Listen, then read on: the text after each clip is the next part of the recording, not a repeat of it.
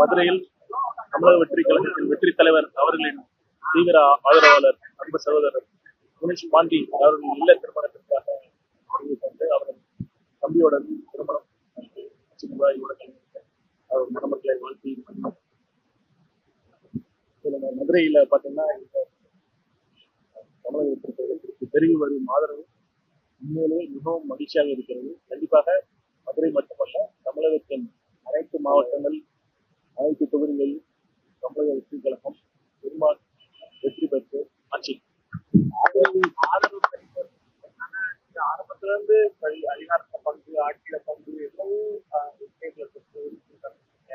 இருந்து வரைக்கும் யாருமே இல்லை.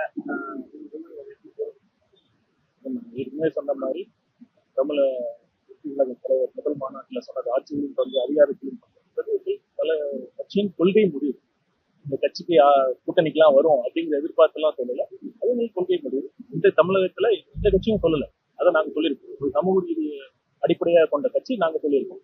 நீங்க யாரையும் அணுகுனீங்களா சார்? கூட்டணி சம்பந்தமா அணுகி இருப்பீங்க. ஏன்னா கட்சின்னு வரப்ப தேர்தல் நேரத்துல கூட்டணி அணுகாம இருக்க மாட்டாங்க, பேச்சுவார்த்தைகள் போகும். கூட்டணி குறித்து தலைவர் அவர்கள் இறுதி முடிவெடுப்பார். அவர்கள் கூட்டணி குறித்தான முடிவுகள், ஆலோசனைகள்லாம் அவர் பார்த்துருக்கிறார். பெரிதும் எதிர்பார்க்கப்பட்ட தேமுதிக வந்து திமுகவோட இணைஞ்சிட்டாங்க. நீங்க விஜயகாந்த் படங்கள்லாம் கூட பயன்படுத்துறீங்க மாநாடு. பாத்தீங்கன்னா திராவிட முன்னேற்ற கழகம் ஆட்சி இவ்வளவு மோசமான ஆட்சி நடத்தி கொண்டிருக்கிறது. சட்டம் ஒழுங்கு எப்படி இருக்குன்னு சொல்றோம். ஊழல் முன்னாடி இல்லாத அளவுக்கு ஊழல் இருக்கு. குடும்ப ஆட்சி பாத்தீங்கன்னா தமிழகத்தில் இளைஞர்கள் வேற யாருமே கட்சியில போய் சேர்ந்தாலும் எந்த பதவியும் கிடைக்காது. ஒரு குறிப்பிட்ட குடும்பத்துக்கு மட்டுமே பதவி எல்லாம் கிடைக்கக்கூடிய ஆட்சி நடந்துருக்கு. பெண்களுக்கு பாதுகாப்பு இல்லை. இந்த மாதிரி ஒரு மக்கள் கடும் கோபத்தில் இருக்கும் ஒரு திமுகவோட கேப்டன் அவர்களின் கட்சி சேர்ந்திருப்பது அவர்கள் முடிவு. தோக்கிற கட்சியோட அவங்களும் சேர்ந்து தோக்க போறாங்க. அதுதான் தெரியும். திருமாவளவன் வந்து ஒரு பொதுக்கூட்டத்துல என்ன சொல்றாருன்னா, தமிழக வெற்றிகளை என்னை கூட்டணிக்கு அழைச்சாங்க, நான் மறுத்துட்டேன் அப்படின்னு பேசியிருக்காரு. அந்த மாதிரி எதுவும் அழைப்பு அதிகாரப்பூர்வமாக எந்த விதமான அழைப்பும் நாங்களாம் இருக்கல. எந்த கட்சியோட கூட்டணி நடக்கல. கூட்டணி குறித்து தலைவர் தான் முடிவு பண்ணார். மாற்றுன்னு சொல்றீங்க. திமுக அதிமுக ரெண்டு கட்சியோட தான் கூட்டணி எல்லா கட்சியும் கூப்பிடுறாங்க. மாற்றுன்னு சொல்லி வந்தாலும் கூட வருக யாருமே விருப்பப்படுத்தையோ அப்படின்ற மாதிரி மக்கள் பாருங்க. தமிழகத்தின் பல்வேறு பகுதிகளுக்கு போட்டுதான் இருக்கேன். 90% மக்கள் ஒரு மாற்றம் என்ன இருக்கும். கட்சிக்காரங்க வந்து அவங்க இப்படிதான் இருப்பாங்க, இந்த கட்சி கூட சேரணும் அப்படின்னு இருப்பாங்க. பொதுமக்கள் 50 வருடங்களுக்கு மேலாக 2 கட்சிகளுக்கு மாற்றி மாற்றி ஓட்டு போட்டு ஒரு மாற்றம் வராதான் இயங்கி கொண்டுதான் இருக்காங்க. அந்த நம்பிக்கை இப்ப இளைஞர்கள் இந்த அளவுக்கு, இதற்கு முன்னாடி இளைஞர்கள் அரசியல வந்து தூரத்துல தான் பார்த்திருக்காங்க. அரசியல் இன்வால்வ் பண்றதுலயே ஒரு விருப்பம் இல்லாம தான் இருக்காங்க. முதல் முறையாக இளைஞர்கள் அளவுக்கு அரசியலுக்கு ஆர்வம் கொண்டு வரணும்னா ஒரே நம்பிக்கை இருந்த தலைவர் அவர்கள் இருக்கிறார். இளைஞர் மட்டுமல்ல, பொதுமக்களும் சரி ஒரு மாற்றம் வேணும் என்பதுதான் ஒட்டுமொத்த தமிழகத்தின் ஒரு நம்பிக்கையாக இருக்குது, எதிர்பார்ப்பாக இருக்குது. 75 ஆண்டு கால திமுக, நீங்க ஒரு 50 ஆண்டு கால அதிமுக, 2 பேரும் நடுவுல நீங்க வந்து எப்படி இந்த தேர்தல் பலத்தை கூட்டணி குறித்து சொல்லுங்க. திமுக கூட்டணி பேச்சுவார்த்தை குழு 22 தானே அறிவிப்பான்னு சொன்னாங்க. திடீர்னு தேமுதிக எப்படி உள்ளது? கண்டிப்பாக இது திமுகவின் பயத்தை தான் காட்டும். தமிழக வெற்றி கழகத்துக்கு பெருகி வரும் ஆதரவு, மக்கள் செல்வாக்கை பொறுத்துட்டு கொள்ள முடியாம பயந்து திடீர்னு அவங்க அறிவிச்ச தேதிக்கு முன்னாடியே ஒரு கூட்டணி கட்சி போய் கையில கால விழுந்து கூட்டு வந்துட்டாங்க. நான் ஏற்கனவே சொன்ன மாதிரி தோக்கிற கட்சியோட சேர்ந்து அவங்களும் தோக்க போறாங்க. ஒன்றும் இல்லை, இப்ப எல்லா தலைவர்களும் வந்து மக்களோட இருக்கணும் தான் விருப்பப்படுவாங்க. மக்களோட இருந்து மக்களை பார்த்து நேரடியா மக்களுக்கு எல்லாத்தையும் தெரிஞ்சு அவங்க செய்யணும்.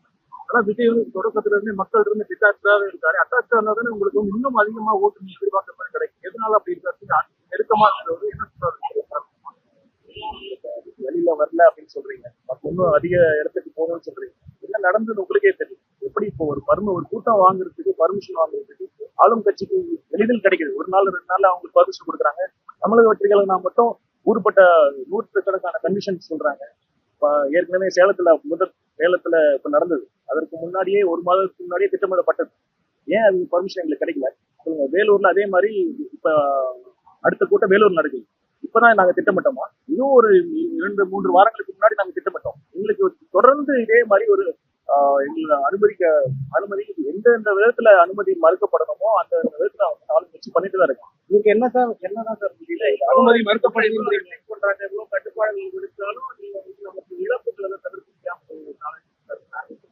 உயிரிழப்பு அது பாத்தீங்கன்னா சொல்ல முடியாது சார். ஏன்னா உங்களோட நேரம், உங்களோட ஏற்பாடுகள், அவங்களுக்கான போதிய பாதுகாப்பு, ஷேர் போல நிறைய காரணங்களை சொல்றாங்க.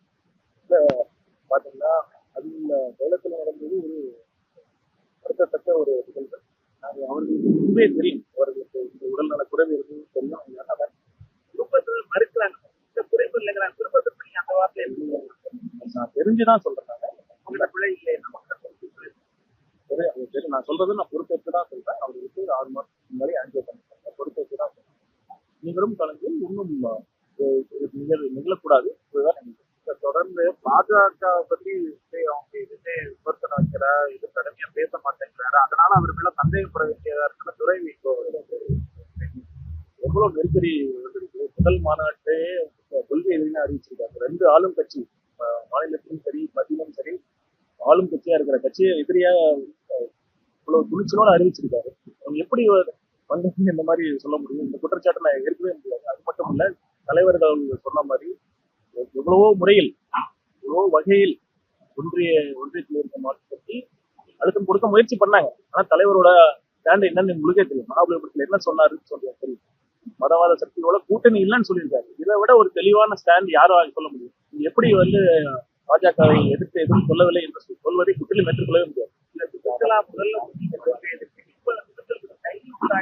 அதான் சொன்னேன். இப்பெல்லாம் அழுத்தமே இதை கொடுக்க ஆரம்பிக்கல. இப்பதான் அழுத்தம் கொடுக்க ஆரம்பிச்சிருக்காங்க. சிபிஐ என்கொயரி சரி, படம் பிரச்சனை என்ன நடந்தது உங்களுக்கே தெரியும். இவ்வளவு அழுத்தங்களுக்கு பிறகும் என்ன கூட்டணி குறித்து மதவாத சக்தியோட கூட்டணி இல்லை என்று தெளிவாக சொல்லியிருக்காரு. இதற்கு மேல என்ன சொல்ல? தேர்தலுக்கு முன்னாடி செய்தியாளர் சந்திப்பு எதிர்பார்க்கலாமா சார்? சாரோட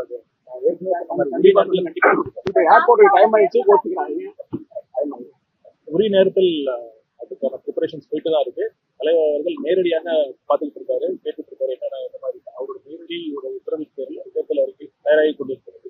கண்டிப்பாக ஒரு சிறப்பான தேர்தல் அறிக்கையில இலவசங்கள் பல முறையை சொல்லியிருக்காங்க. அது இலவசங்கள் சொல்றது தவறு. ஒரு மக்களால் தேர்ந்தெடுக்கப்பட்ட அரசின் கடமை என்னன்னா, விளிம்புநிலை மக்கள், அனைத்து தரப்பட்ட மக்களுக்கும் தேவையானது செய்வதுதான் கடமை. கண்டிப்பாக தேர்தல் அறிக்கை ஒரு சிறப்பான ஒரு தேர்தல் அறிக்கையாக வரும். கரெக்டான